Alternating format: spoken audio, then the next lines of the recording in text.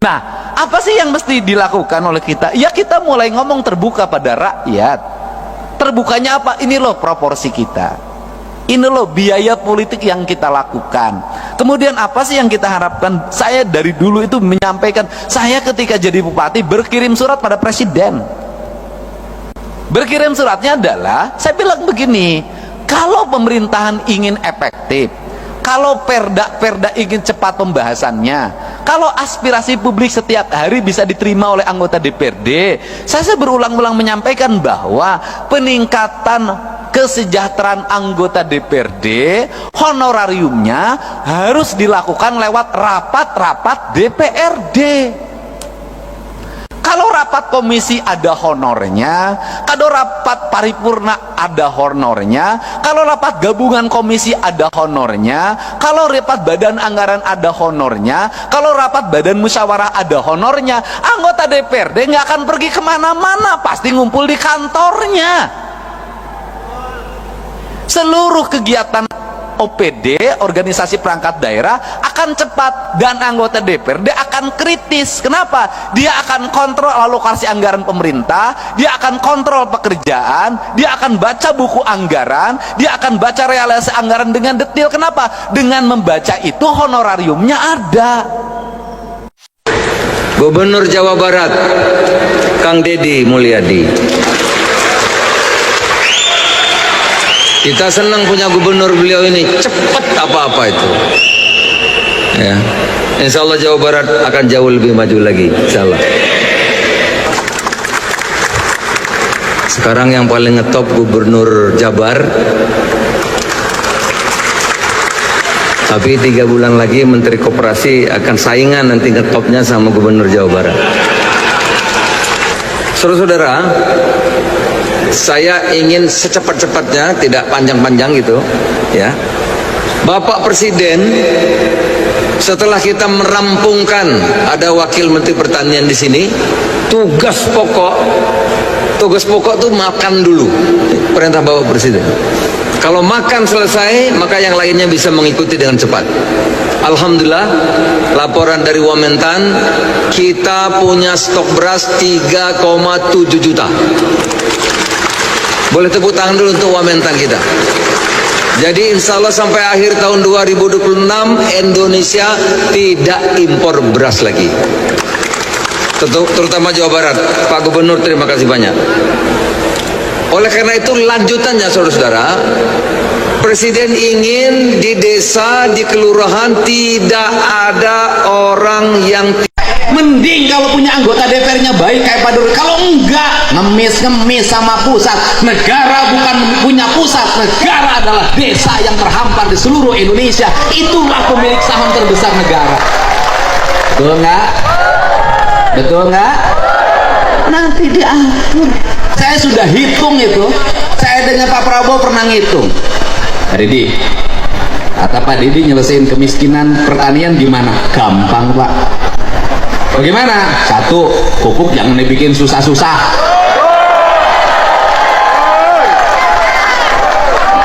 Ya jangan dibikin susah-susah. Bikin pupuk susah banget, aturannya banyak banget. Bikin yang sebanyak-banyaknya, negara rugi, nggak apa-apa, asal petani untung.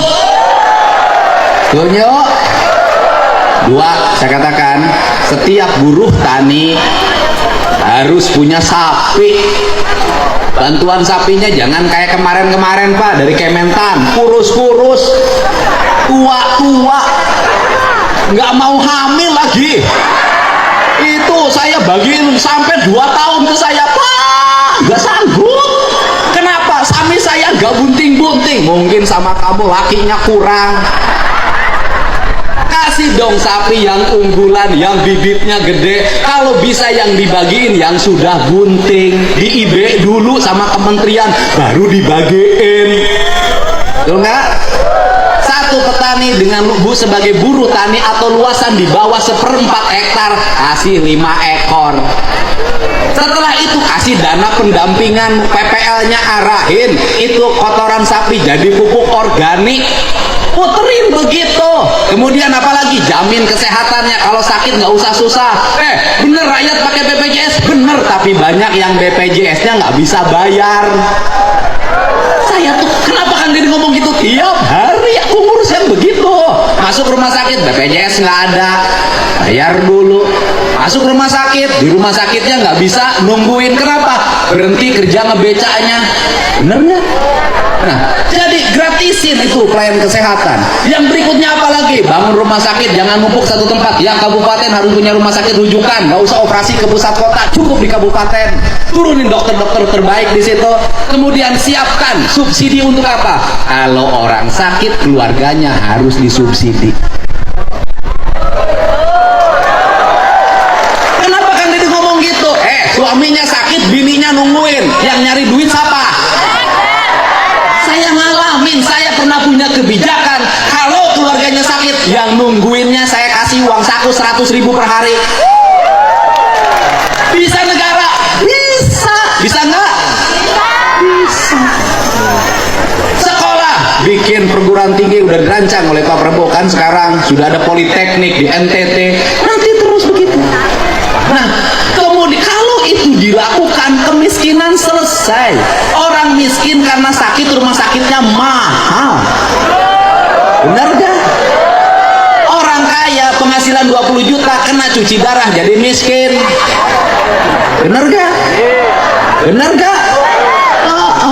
Ini problem. Terus kemudian infrastrukturnya benerin yang berkualitas di desa-desa. Jangan jalan dibangun sekarang, besok sudah rusak lagi. Bangun irigasi yang bener, jangan bilang 60 cm, dibangunnya 30 cm, diakal-akalin. Ini benerin semua. Terus yang berikutnya, negara tegas. Saya termasuk yang di bawah umur jangan pakai motor. Saya sampai ngurus begitu, saya jadi bupati ngurus begitu, bikin aturan tidak boleh pakai motor ke sekolah. Kenapa? Di bawah umur pakai motor merusak hidupnya. Dia tiap hari kerjanya main HP sama motor-motoran, ibunya sampai hitam legam di sawah begini, rusak generasi. Apalagi? Nah, bikin aturan, ini Jawa Barat. Aturannya apa? Mereka yang hajatan boleh hajatan kalau punya uang. Yang nggak punya uang nggak boleh hiburan-hiburan, udah numpeng aja. Kenapa? Di Jawa Barat banyak yang kawinan pinjem Bang Emok. Beres Bang Emok, hutang sampai pergi ke Arab. Ini negara ngatur, kepala desanya ngatur, semua ngatur seperti itu. Pusat dan daerahnya ngatur, rakyatnya dijamin, diatur tapi dijamin. Sekali lagi apa? Diatur tapi jangan suka ngatur kalau tidak menjam. Begitu. Orang yang ngatur harus menjam. Ini tugas negara mengatur dan menjam. Tugas rakyat diatur dan mendapat jamin. Ya, ini saja apa yang saya sampaikan. Saya panjang dan pendek ngomongnya, pulangnya nggak akan ditransfer, ongkos sendiri. Alhamdulillah. Tepuk tangan ya buat Kanjeng.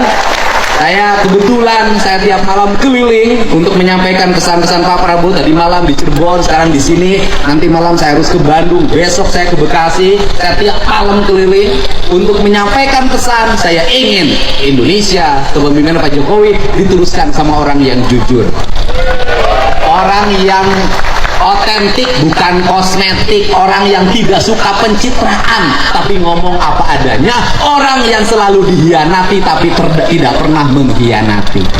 Setuju? Kita ucapkan terima kasih, kita sambut Gus Miftah datang ke tempat ini. Monggo diaturanan lega. Atur nuhun. Wallahu muwaffiq ila aqwamit thoriq. Assalamualaikum warahmatullahi wabarakatuh.